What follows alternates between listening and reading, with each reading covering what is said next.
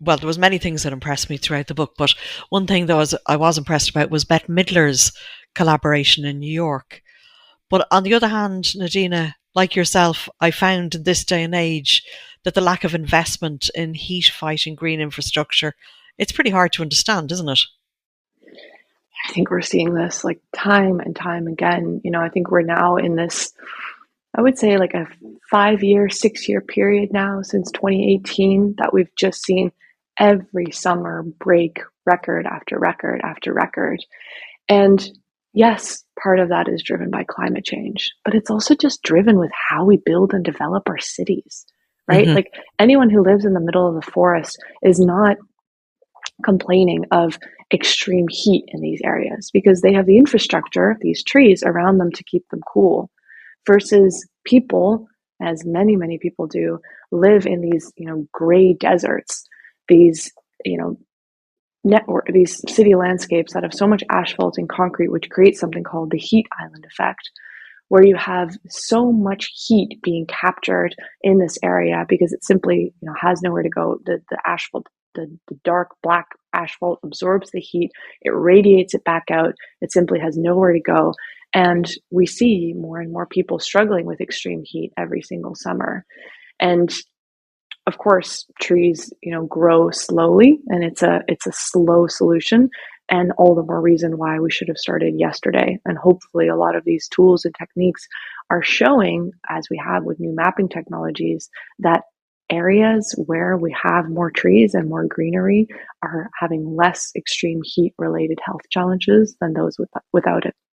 That really brings us nicely into the next question, Adina, because somebody that you've collaborated with, Dr. Vivek Chandas in Portland, had absolutely astounding findings from different areas in Portland, some much better off areas and some obviously with poverty stricken areas, which led to the creation of Heat Watch. Can you talk us through this, please? Yeah, so Dr. Vivek Chandas is a professor of climate adaptation at Portland State University, and he has been studying the disproportionate impacts of extreme heat on different population dynamics for years. So essentially, what he's been seeing is um, homes that are in areas with less greenery are dealing disproportionately with more impacts of extreme heat, and he's become absolutely, you could say, infatuated, obsessed with that research.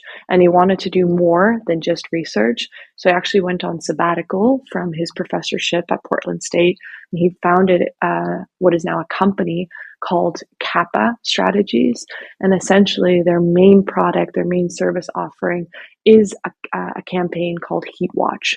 So what they do is they outfit, it's completely volunteer driven campaign. They outfit volunteers with sensors that they put on either their bikes or on their cars, and they drive or ride a predetermined route through their city. And this mapping campaign has been done, I believe it's now 600 cities around the world. And every year they add more.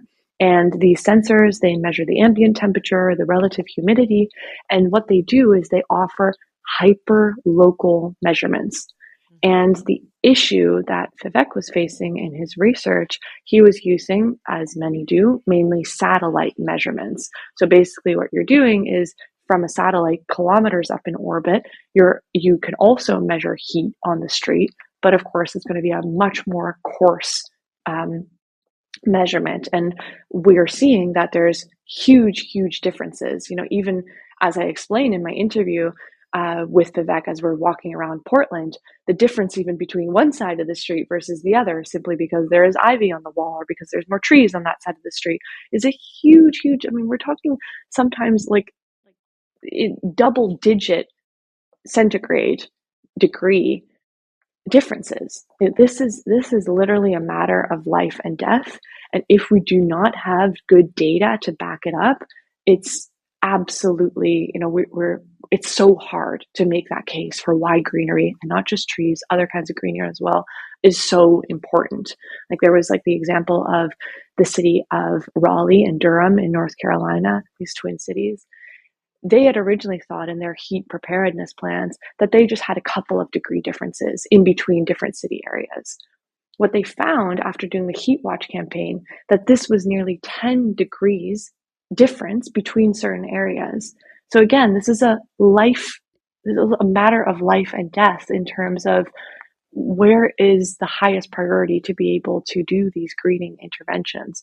And this kind of hyperlocal measurements gives us that data that I feel both citizens desperately need to be able to have the right arguments, you could say, to bring to other stakeholders to make these investments.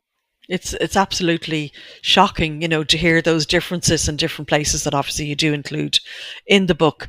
And one of the other things that struck me, Nadina, that, coming from the place of a novice reading this information, was in the UK, the University of Reading had a study that showed that ivy and vertical wall plants can actually result in 30% less heat loss. And as you just mentioned yourself a few minutes ago, bushes and shrubbery, they're also really important in all of this. But I suppose they seem to be less talked about, really, aren't they?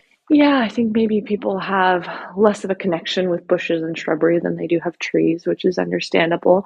I think when it comes to the challenge of greening our cities and our urban areas, is we need to be realistic about what's possible. I think the vast majority will say if you have room for a tree, put a tree. Mm-hmm. But I think we also need to be really realistic, because any good arboriculturalist will say to you, I will only plant the right tree in the right place at the right time. And that kind of thinking, I believe, is absolutely critical. I would much rather see and invest the resources in one tree that can become 100 years old on one street than that, I plant 10 trees that can only become 10 years old, because they simply do not have the space underground and will not get the care and the resources they need to thrive. We are much better off having, a handful of much larger trees on a street than we are having, a whole bunch of them that, have to be chopped down when they're 10 or 12 or 15 years old. Like, that is just so not worth our time and our resources.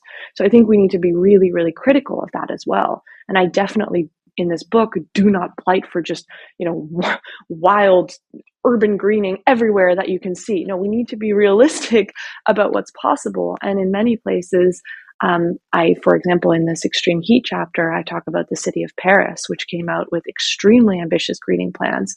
But in those, they were also really realistic about the limitations of trees.